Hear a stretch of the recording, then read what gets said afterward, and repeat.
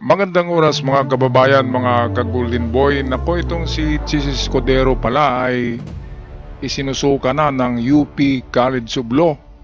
Kasi ito pala ay graduate ng UP itong si Chis Escudero.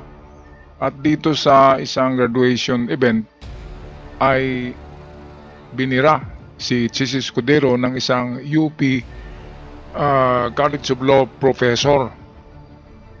Kung saan ay sinabi na hindi makaintindi ng isang word lang na forthwith si Chis Escudero. At binira din nitong professor ng law sa UP ang sinabi ni Chis Escudero na bakit daw hindi na lang gawin na immediately yung pagkasulat ng word na forthwith para daw lalong at mas madaling maintindihan. Nag-aral pa ng abogasiya, no? Alam ko naman na naintindihan talaga nila yan na salita yung forthwith, pero talagang binibigyan nila ng kakaibang kahulugan. Kaya ito ang video courtesy sa atin ng Bilyonaryo Channel. Atin panoorin. Pinasaringan ng isang dating propesor ng University of the Philippines, si Senate President Chis Escudero, kaugnay sa patuloy na issue ng impeachment laban kay Vice President Sara Duterte. Binanatan din niya ang mga tila pagsisisi pa sa mga bumabalangkas sa konstitusyon dahil sa hindi umano malinaw na pagbibigay ng kahulugan nito. Ang detalye sa Agenda Weekend Report ni Dexter Ganibe ng Abante Radyo. Sa harap ng higit 1,200 na mga nagsipagtapos, pinatotsadahan ni UP Professor Emeritus Maria Serena Diokno sa kanyang talumpati sa ika-116 na commencement exercise ng University of the Philippines, Manila, si Senate President Chis Escudero. May kinalaman ito sa pamumuno ni Escudero sa impeachment court at ang mga naging desisyon niya noong isinampa sa Senado ang Articles of Impeachment, partikular ang interpretasyon sa katagang forthwith.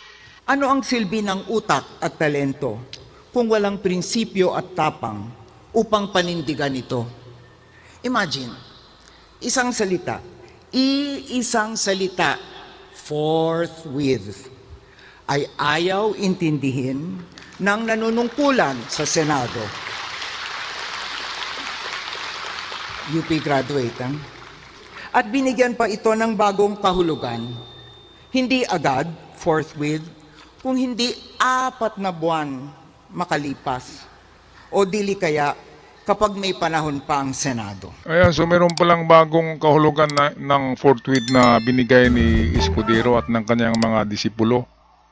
Ang kahulugan pala ng forthwith para sa grupo ni Chis Escudero ay ipagmaliban muna at walang time ang Senado at saka na, di ba? O sa 4 na buwan pa.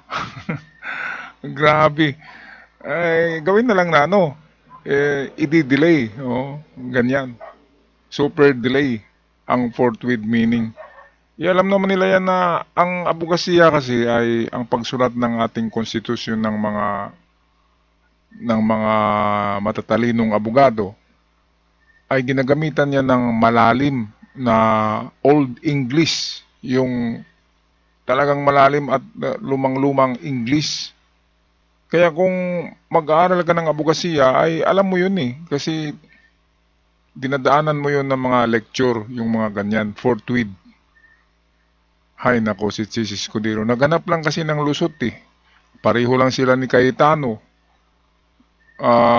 Hindi na natin banggitin si Bato, walang alam yan Si Cayetano, may alam yan sa batas kasi attorney, baturni. Pero talagang binabalahura ang konstitusyon. Sabi pa naman ni Chis Escudero na bakit daw hindi gumamit ng mga simpleng salita ang gumagawa ng konstitusyon natin. Napakagago. Kaya nga kayo ay attorney, medyo mataas-taas ang antas nyo kasi gumagamit nga kayo ng malalim na mga English at kayo lang nakaintindi niyan. Pero gusto mong gawing ordinaryo lang na English, wala na tayong pagkakaiba, pareho na tayo niyan. Kung ang gagamitin mo na mga English sa saligang batas natin na sa konstitusyon ay layman's term lamang o itong simpleng English, ay walang art yan eh, walang art. Hindi maganda pakinggan kasi hango kasi sa Amerika. Ang ating konstitusyon ay nakapattern yan sa Amerika din, sa kanilang konstitusyon. Kaya yung mga salita dyan, yung mga English dyan, ay mga luma talaga yan, mga old English yan. Kaya nga, nag-aral kayo ng abogasiya eh. Pinag-aralan nyo yan, yung mga malalim na mga English sa abogasiya. Grabe, sinusuka na pala to si Escudero kahit nitong si Professor Duke, no? Grabe, binira, no? Hindi nahihiya. Ianin mo daw ang utak kung walang prinsipyo. Wala ngang prinsipyo eh. Pareho lang yan sila nila Bato, walang mga prinsipyo. Ano kaya, no? Bakit ang mga DDS ay wala ng prinsipyo? Puro na lang, away-away na lang yung iniisip eh. At saka parang umaano ang utak nila eh. Simpleng salitang forthwith ay iniiba ang meaning. Ibig sabihin, ang DDS ay may sakit na sa utak. Di ba? Ayaw na nilang pakinggan ang totoo.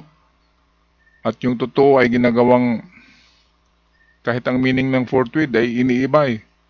Kahit si Cayetano, alam niya yan na yan eh. Nakaagad ang meaning niyan eh. Tapos iniiba rin ni Cayetano ang kahulugan. Lalo na si Escudero, ang ibig sabihin ng forthwith ay ipagpaliban muna ng 4 na buwan. Yun ang meaning niya eh. Okay, balik tayo dito kay Professor Duke, no? Pinanatan din ni Diokno ang tila pagsisipa ni Escudero sa mga bumalangkas sa konstitusyon dahil sa hindi umano malinaw na pagbibigay ng kahulugan nito. Dagdag niya, kasalanan ng mga gumawa ng ating saligang batas ang di umano'y kalabuan ng salitang forthwith. Dapat daw, sa halip nito, ginamit ang salitang immediately. What utter nonsense. Ayun, nonsense nga eh. Grabe. Yung sinisisi pa yung gumawa ng konstitusyon, yung mga matanda na ngayon ng mga luminaries, di ba? Yun pang sinisi ni Escudero eh. Karamihan doon ay mentor niya eh. Tapos sinisisi niya pa ang gumawa ng ating konstitusyon kung bakit gumagamit ng mga salitang ganyan.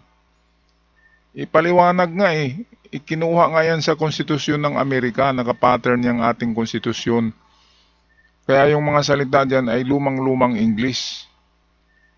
Kung tingnan natin kapag magsulat ang attorney, di ba, ng kanilang mga kanilang mga isusulat ay gumagamit talaga yan ng mga malalim na mga English. Kaya nga hindi tayo nakakaintindi. Minsan mayroon pang Latin words eh. Di ba? Halimbawa yung motu proprio, di ba? Latin yun eh. Yung motu proprio yung sinabi ni Remulla na mag-imbestiga ka ng sarili mo. Sariling investigasyon, motu proprio. Kaya merong talagang nakapattern ng ating mga salita dyan sa ating konstitusyon, sa konstitusyon din ng Amerika. Yun ang sabi nila ng mga gumawa niyan. Pinapattern natin sa Amerika kasi napakaganda ang konstitusyon ng Amerika. Okay, so tapusin na natin ang video courtesy sa atin ng Bilyonaryo Channel.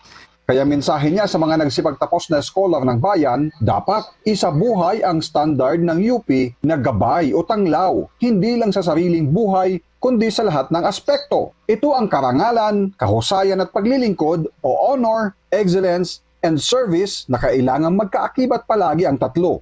The position does not confer honor. You bring honor to the position, not the other way around. And this applies to UP as well as to our country and every aspect of our lives. Ayan, so kapag graduate ka pala ng UP, ay talagang meron kang sinusunod na parang magandang batas ng UP para sa bawat graduate ng UP, lalo na sa UP College of Law. Kaya magtaka tayo bakit nabago ang isip ni Escudero. Dapat si Escudero ay merong paninindigan. At hindi lang yan, kahit na yung utak niya sabihin natin ay bright daw yan eh. yan ay magaling daw yan na utak si Chis Escudero. Pero walang paninindigan, di ba? Walang prinsipyo, sabi ni Professor Diokno. Yun ang kulang kay Chis Escudero. Marunong nga siya pero walang prinsipyo, walang paninindigan. Ang paninindigan niya ay mali. Nandun siya kay Digong. Nagpapagamit siya, kaya walang paninindigan kung ganun na klaseng tao na nagpapagamit lamang sa mga sino ba naman yung mga tao na yan. Di ba? Kung hindi lang yumaman yung mga taong yan, eh wala rin yan eh. Maglakad yan sa daan ay hindi yan napapansin eh. Di ba? Mga kababayan. Alright, paki-comment sa ating comment section sa inyong mga saloobin.